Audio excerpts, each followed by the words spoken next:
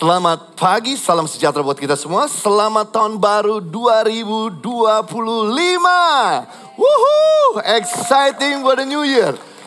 New year, new level, new breakthrough, new blessing, new change. Dan saya percaya bahwa di tahun 2025 ini akan ada banyak anugerah yang akan Tuhan bawa kepada kita untuk masuk pada next level. Buat saudara yang mengikuti ibadah secara online, kami mengucapkan Happy New Year. Kiranya kasih karunia dan kebaikan Tuhan menghujani saudara semua di sepanjang tahun yang baru ini. Sebelum saya menyampaikan firman Tuhan, saya mau kita untuk mengucapkan satu deklarasi iman. Because your word is not just communication, but your word is creation. Kata-katamu bukan sekedar komunikasi, tapi kata-katamu punya kuasa untuk menciptakan. Karena manusia diciptakan serupa dengan segambar dengan Tuhan. Dan waktu Tuhan ciptakan segala sesuatu, dia ciptakan dengan perkataannya. Bahwa perkataan kita juga punya kuasa yang sama untuk menciptakan masa depan kita.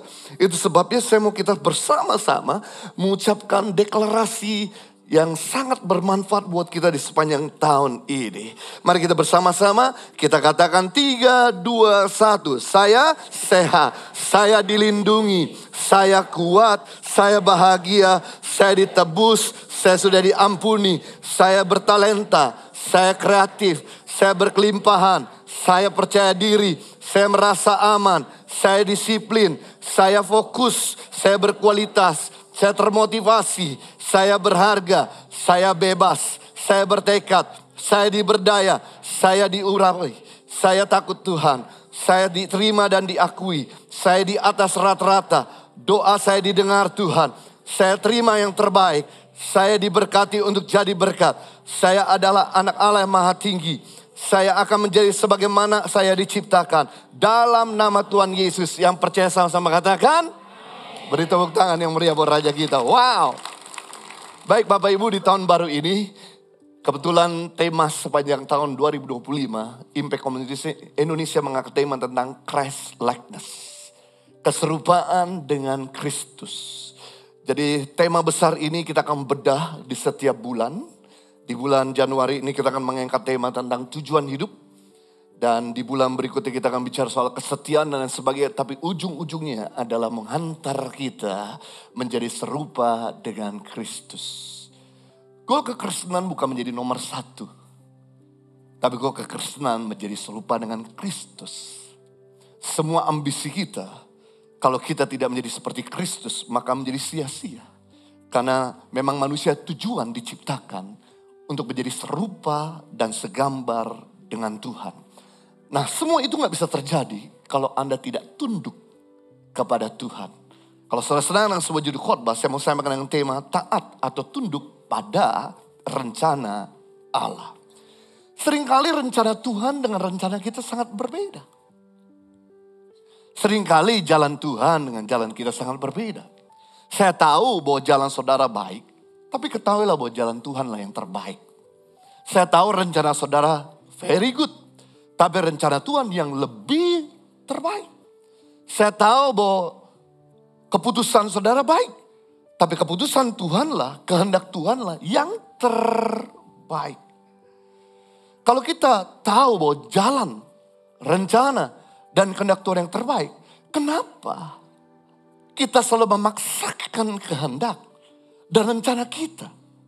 No wonder. Karena seringkali saudara memaksakan kehendak dan rencanamu, saudara menyesal di kemudian hari. Saudara tidak pernah dapatkan yang the best. Saudara mendapatkan yang second best, saudara mendapatkan yang terbest. Kalau saudara ingin mendapatkan yang terbaik dalam hari-harimu, dalam buku kehidupanmu 365 hari di tahun yang baru ini, nggak ada cara yang lain. Anda perlu berani menyangkal kehendakmu dan menomorsatukan kehendak Tuhan. Ketahuilah bahwa keputusanmu hari ini menentukan masa depan saudara. Your choice always determine your future. Keputusanmu hari ini menentukan masa depanmu. Jadi kalau Anda hidup hari ini adalah hasil buah keputusanmu di masa lalu. Saudara gak bisa iri dengan orang di saudara. Kenapa hidup dia jauh lebih sehat? Kenapa lebih makmur? Kenapa lebih bahagia? Yang kita bisa lakukan belajar untuk tidak iri, tapi pelajari track record hidup orang itu. Benih-benih apa saja yang dilakukan di masa lalunya sehingga dia tuai hari ini. Dan kita gak bisa salahkan Tuhan orang lain kenapa hidup kita kacau balau. Rumah tangga kita gak bahagia. Kenapa kita sakit-sakitan. Kenapa kita gagal selalu. Yang kita bisa lakukan adalah jangan salahkan orang lain. Jangan salahkan orang tuamu. Jangan salahkan musuhmu. Jangan salahkan Tuhanmu. Tapi pelajari track record hidup saudara. Benih-benih apa saja yang saudara kerjakan di masa lalu. Sehingga saudara tuai hari ini. Jadi saudara bisa mempredik bulan depan. Saudara bisa mempredik 6 bulan ke depan. Saudara bisa mempredik akhir tahun ini. Dari apa yang saudara putuskan mulai hari ini. Berarti kalau besok, minggu depan, bulan depan, dan tahun depan saudara mau kecap buah yang manis. Saudara mau sehat. Saudara mau berkelimpahan, saudara mau bahagia. Putuskanlah. Dalam hidupmu bukan kehendakmu pribadi. Tapi kehendak Tuhan. Karena kehendak Tuhan tidak pernah memberikan rancangan yang buruk dalam hidup kita. Nah, kita akan belajar mengenai ketaatan. Apa itu taat? Taat adalah tunduk, patuh, hormat, setia kepada Tuhan. Dan menuruti perintah Tuhan dengan sepenuh hati. Lawan daripada taat atau antonin daripada taat adalah membangkang, melawan, durhaka, memberontak. Sekali lagi bahwa goal daripada ketaatan. Kenapa kita perlu taat? Agar kita menjadi serupa dengan Kristus. Karena dosalah membuat kita jauh dari kesempurnaan. Tapi begitu kita mulai belajar taat, maka kita akan menuju kepada kesempurnaan seperti Kristus. Karena Kristus sendiri adalah Tuhan yang sempurna. Standar kita. Dan ini dia, ketaatan adalah hasil hubungan Anda dengan Kristus. Yang membuahkan keserupaan dengan Kristus. Kalau ketaatan gak perlu saudara paksakan. Ketaatan gak usah saudara seperti terbeban. Ketaatan akan lahir dari hubungan saudara sama Tuhan. Semakin intim saudara sama Tuhan, semakin kuat Anda taat. Semakin renggang Anda sama Tuhan, maka semakin renggang Anda bisa taat sama Tuhan. Seringkali kita bingung bagaimana caranya taat, gimana caranya hidup kudus, gimana caranya hidup takut akan Tuhan. Simpel saudara, semakin kamu bergaul erat sama Tuhan, semakin kamu dengan natural, dengan sendirinya ada kekuatan ilahi untuk mengerjakan ketaatan. Dan ini yang menarik. Apa yang kelihatan dijadikan oleh apa yang tidak kelihatan. Apa yang Anda lihat hari ini dijadikan dari apa yang Anda gak lihat. Manusia diciptakan yang kelihatan hari ini, diciptakan oleh yang tidak kelihatan itu Tuhan. Bahkan semua barang dan benda yang ada di sekeliling Anda, diciptakan dari buah pemikiran seseorang. Handphone yang ada di tangan saudara, elektronik, mobil, pesawat terbang, gedung ini dirancang dari hasil pemikiran yang tidak kelihatan. Jadi apa yang kelihatan hari ini dijadikan oleh yang tidak kelihatan. Sama halnya ketaatan yang Anda lakukan, yang terlihat, itu hasil dari hubunganmu sama Tuhan yang tidak kelihatan di depan manusia.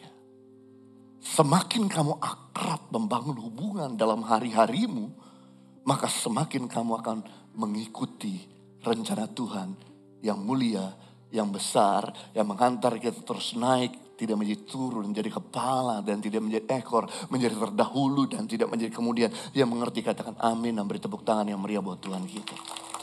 Nah, kita akan belajar saudaraku, sifat daripada ketaatan. Pada sesi kali ini saya bagikan 2. Nanti siang jam 2 saya akan bagikan 2 berikutnya. Yang pertama, sifat daripada ketaatan adalah segera. Ketaatan gak bisa ditunda saudaraku. Ketaatan tidak bisa dipending. Jadi kalau Tuhan ngomong, segera lakukan. Agar Anda jangan nyesal di kemudian hari. Menunda itu kenikmatannya sementara. Tapi penyesalannya tidak sementara. Menunda itu leganya sesaat. Tapi penderitaannya tidak sesaat. Satu kali saya terburu-buru dari rumah Kelapa Gading harus menuju ke bandara. Karena sudah ditunggu sama grup dari yang saya harus pimpin. Ketika itu adalah waktu malam hari. Karena penerbangan jam 1 malam, jadi saya dari rumah jam 9. Saya set Google supaya saya make sure menghindari kemacetan. Dan puji Tuhan waktu itu lancar. Pas sudah sampai di area airport, GPS sudah beritahu. 500 meter, turn right, belok ke kanan. Lalu kemudian 200 meter diberitahu lagi sama Google. Belok ke kanan. Tapi saya kurang menanggapi karena saya pikir bahwa saya tahu. Jalan ini udah biasa. Saya lakukan. Tapi apa yang terjadi?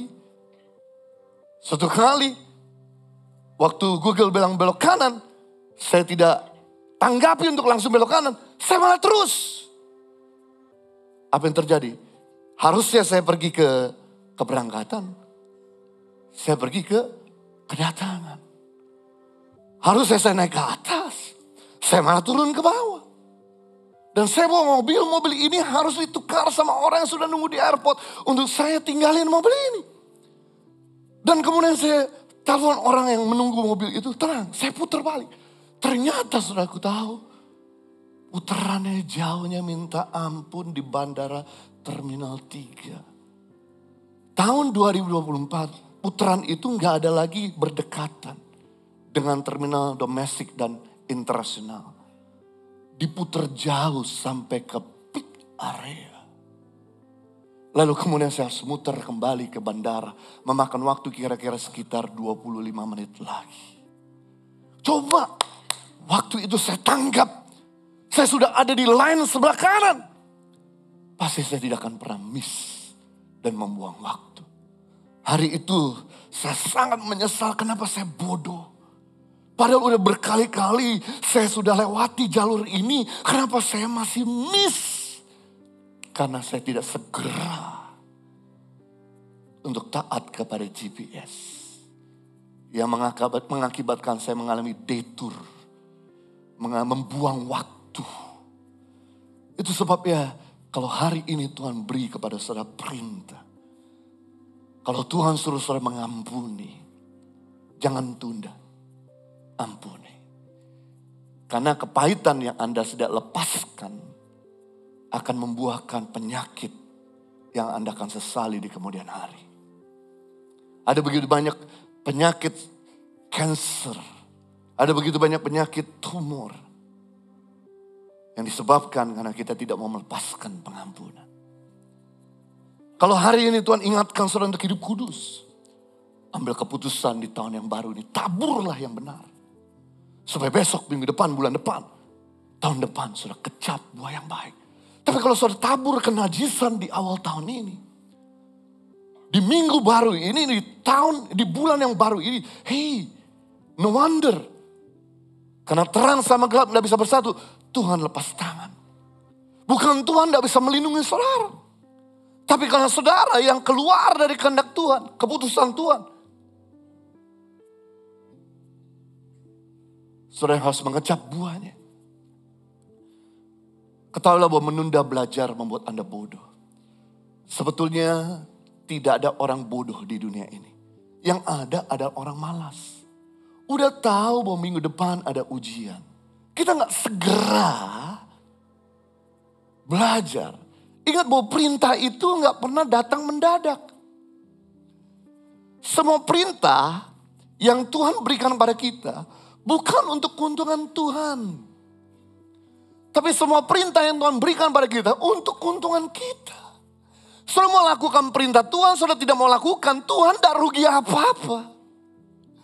Tapi saudara yang rugi, sama kepada kita memberi perintah kepada anak kecil, nak mandi. Perintah itu diuntungkan bukan untuk si orang tua, tapi untuk si anak. Saudara sadari bahwa setiap perintah itu baik buat saudara. Itu sebabnya kalau Tuhan sudah kasih tahu, segera lakukan, jangan tunda. Sama seperti guru udah beritahu minggu depan ada ujian. Saudara gak persiapkan, melainkan saudara persiapkan satu malam sebelumnya. Gak heran, Anda gak mendapatkan nilai yang terbaik. Menunda bekerja membuat Anda miskin. Sebetulnya gak ada orang miskin di dunia ini. Yang ada adalah orang malas. Orang malas pangkal miskin, orang rajin pangkal kaya. Orang malas jatuh miskin, pasti miskin. Orang rajin pasti kaya. Pertanyaan saya, apakah saudara rajin bekerja, rajin berpikir, rajin berdoa? Karena orang yang rajin bekerja, orang yang rajin berpikir, orang yang rajin berdoa, maka rajin berkatnya. Orang yang berpikir keras, orang yang berdoa keras, orang yang bekerja keras, berkatnya keras. Tapi orang yang tidak berpikir keras, orang yang tidak berdoa kerja keras, orang yang tidak bekerja keras, hidupnya keras. Jadi pilihan dua, Anda mau hidup keras atau berkat keras. Berikutnya, menunda waktu membuat kita terlambat. Saudara menunda untuk pergi ke bandara, akibatnya. Saya ingat tahun lalu, saya bawa grup saudaraku ke Asia Kecil, ziarah. Ada 2 anak muda yang meremehkan untuk berangkat ke bandara jauh-jauh jam sebelumnya. Harusnya kita kumpul jam 9. Dia baru berangkat dari rumah mereka jam 7. Dan which is itu hari Senin. Jam 6, jam 7, jam 8 ada jam macet. Dan guys apa yang terjadi? Penerbangan jam 12. Jam 11 dia belum datang. Lalu kemudian airport check-in sudah ditutup. Tour leader tidak bisa berkata apa-apa. Check-in counter gak bisa berkata apa. Dan kemudian semua grup sudah boarding.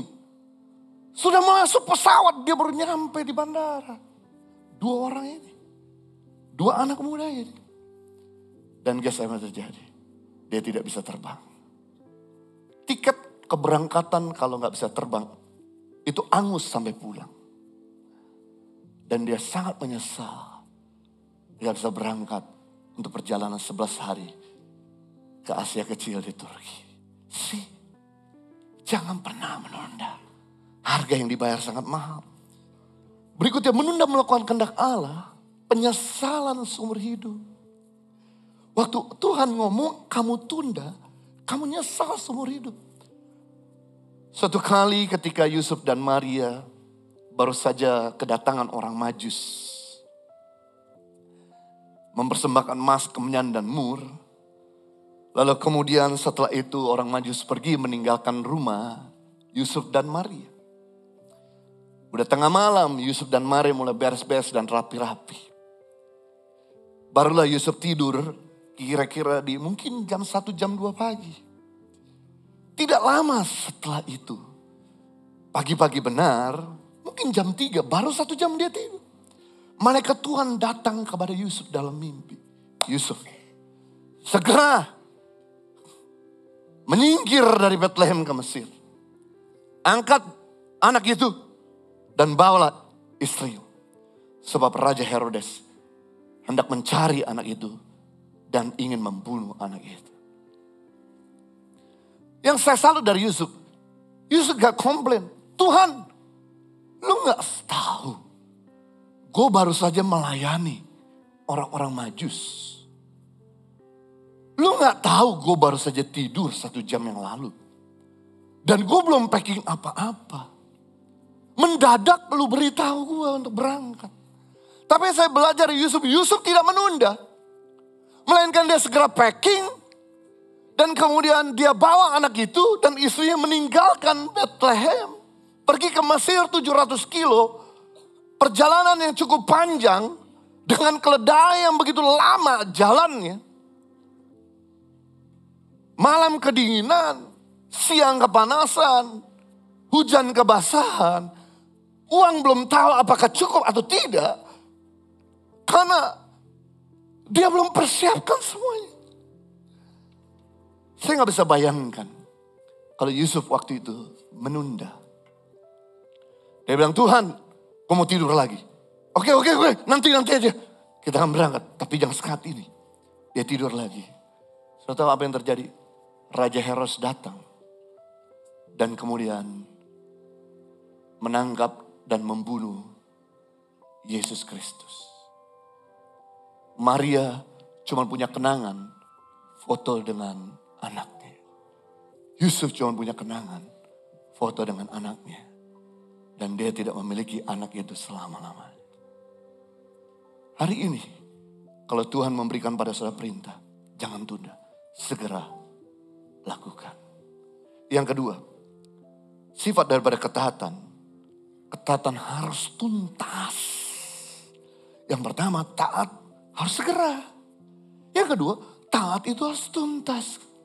Kalau Tuhan beri perintah kepada saudara 10 langkah, selesaikan sampai 10.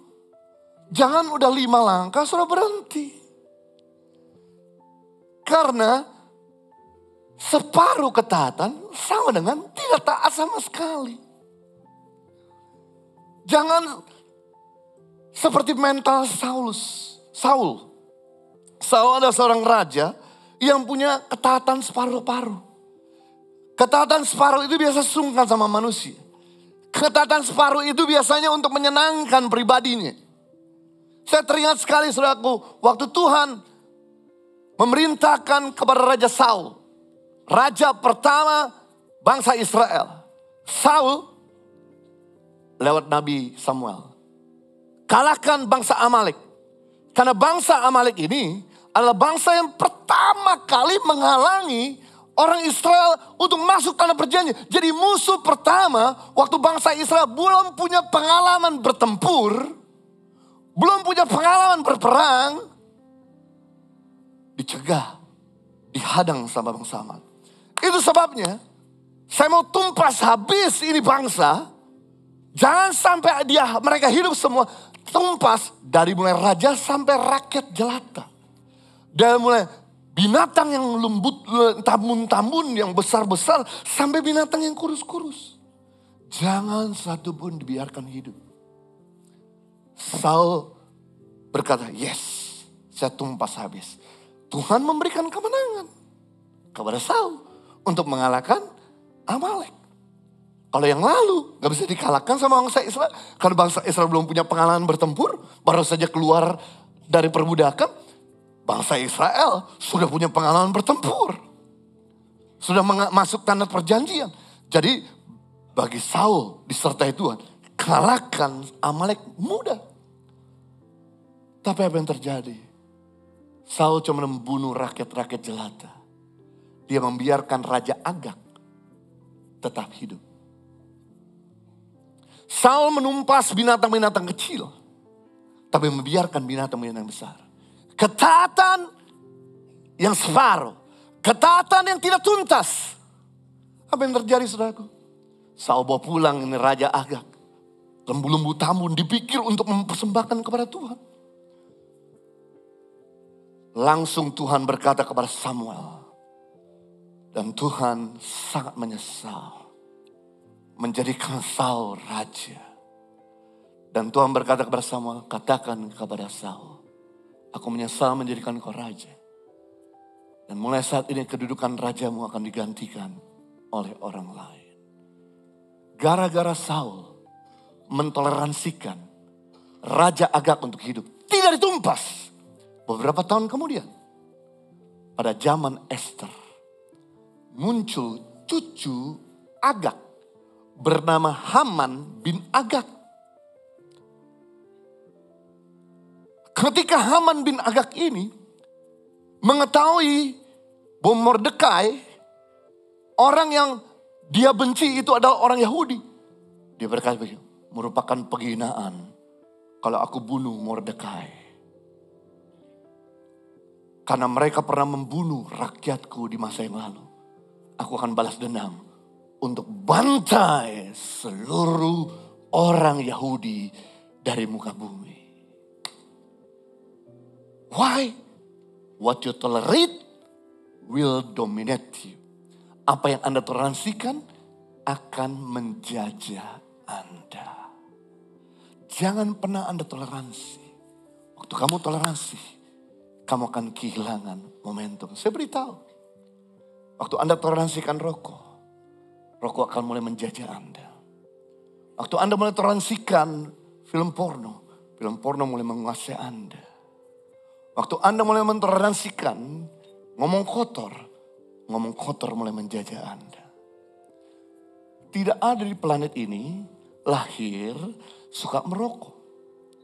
Coba cek di rumah sakit bersalin manapun. Anda periksa setiap ibu-ibu yang ngelahirin anak di rumah sakit. Cepat. Pernahkah sudah lihat ada baby yang berkata, Mama, can I have smoking please? Tidak ada seseorang di planet ini yang lahir suka nonton film porno. Lalu kenapa orang terikat dengan film porno? Karena mulai mentoleransikan gambar-gambar cabul jadi terikat. Baru minggu lalu ada seseorang menghubungi saya. Pastor Jojo, saya butuh konseling. Dan kemudian dia ketemu sama saya jauh-jauh dari Bandung ke Jakarta untuk ketemu.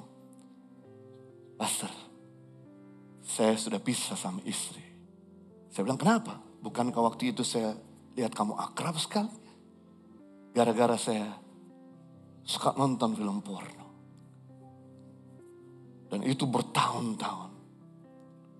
Dosisnya meningkat. Dan kemudian ketika rumah saya sedang direnovasi, saya pindah ke rumah mertua saya. Di mana ada adik istri saya. Saya taruh kamera untuk memantau dia di beberapa tempat. Dan itu terbongkar sama keluarga istri saya. Saya malu minta ampun. Saya diusir dari keluarga istri saya. Semua itu kesalahan saya. Saya gak tahu, gara-gara saya suka nonton film porno. Saya jadi susah tidur. Saya tidur 2 hari sekali. Kalau gak minum obat saya gak tidur. Saya menyesal tapi gak bisa-bisa. Please pastor doakan. Saya bilang, oke, mengaku adalah awal pada pemulihan. Tapi setelah ini, kamu harus benar-benar uninstall semua media sosial kamu. Dan kamu harus di-mentor sama orang yang akan dampingi kamu. Dan kamu jangan pernah sedikit-sedikit. Toleransi sekali untuk mendekat. Kalau kamu tahu bahwa area itu berbahaya, lebih baik menjauh. Saudara, waktu kamu mendekat kepada kutub utara, Anda akan ketemu dengan beruang salju. Waktu Anda mendekat kepada kutub selatan, Anda akan ketemu penguin. Anda gak akan pernah ketemu beruang salju di kutub selatan. Anda gak akan pernah ketemu penguin di kutub utara. Jadi semakin Anda ke kutub utara, semakin kamu akan ketemu beruang salju. Kamu tidak akan pernah ketemu penguin. Semakin kamu ke kutub selatan, kamu akan ketemu penguin. Dan tidak pernah kamu ketemu beruang salju. Sama hal, semakin kamu ke kutub Tuhan, semakin kamu tidak pernah dengar lagi suara percabulan. Tapi semakin kamu jauh dari Tuhan, maka suara percabulan semakin kuat. No wonder kalau kamu jatuh berkali-kali. Kenapa? Karena kamu menjauh dari kutub Tuhan. Putuskan untuk menjauh dari kutub kenajisan. Dan dekat sama kutub Tuhan. Maka kamu akan hidup dalam kekudusan. Hari ini kita belajar bahwa apapun yang saudara tidak pernah hargai, saudara akan kehilangan. Saudara akan kehilangan apa saja yang saudara tidak pernah hargai. Sekali lagi saya ulangi, saudara akan kehilangan apa saja yang saudara tidak pernah hargai. Kalau Anda gak pernah menghargai barang yang di tangan saudara, Anda akan kehilangan barang saudara. Kalau saudara tidak pernah menghargai pasangan hidupmu, saudara akan kehilangan pasangan hidupmu. Kalau Anda tidak pernah menghargai masa depanmu, saudara akan kehilangan masa depanmu. Kalau Anda tidak pernah menghargai hartamu, kamu akan kehilangan hartamu. Jadi, waktu kamu tidak menghargai kesehatanmu, kamu akan kehilangan kesehatan. Sorry, buat orang-orang yang suka makan. Kalau dia tidak pernah menghargai untuk olahraga, kamu akan tambah penyakit dan tambah besar. Mungkin Anda berkata, Kan saya udah makin diberkati. No wonder saya bisa makan apa saja yang saya mau. Saya beritahu, semua konglomerat di dunia, kamu lihat.